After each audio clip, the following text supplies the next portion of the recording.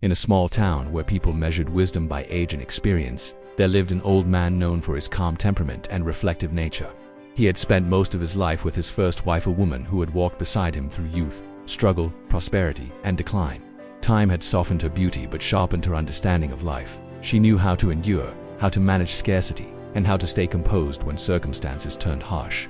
Late in his life, however, the old man made a choice that surprised many. He brought a young and beautiful woman into his life as a second wife. She was graceful, cultured, admired by many, and full of youthful charm. Her presence added color to his otherwise fading world. At first, life seemed balanced, even harmonious, but comfort is often fragile. Slowly, their financial condition began to deteriorate. Income shrank, expenses grew, and soon the household stood at the edge of hardship. The old man realized a painful truth. He could no longer support both wives. One of them would have to leave. The decision tormented him. On one side stood loyalty, sacrifice, and years of shared memories. On the other stood youth, dependence, and a delicate beauty that seemed unable to survive harsh realities alone. Torn between reason and emotion, the old man feared injustice. So he convinced himself that the only fair path was a test. He gave each wife 10,000 rupees and left the house for 2 weeks, announcing that he would decide upon his return. During those 2 weeks, the first wife lived simply. She calculated every expense, avoided waste, cooked modest meals, and made do with what she had. When the old man returned, he found that she had not only managed her needs but had saved 3,500 rupees. The second wife lived differently. Accustomed to comfort, appearances, and indulgence, she spent freely. When the money ran out, she borrowed another 5,000 rupees just to maintain her lifestyle. The evidence seemed clear. The old man sat silently, weighing the results.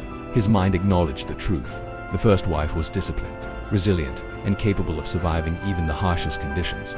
The second wife, however, appeared fragile, dependent on comfort, unable to adapt, and helpless without support. And so, driven by a strange sense of mercy, he made his decision. He divorced his first wife. His reasoning was simple, yet flawed. The strong will survive without me.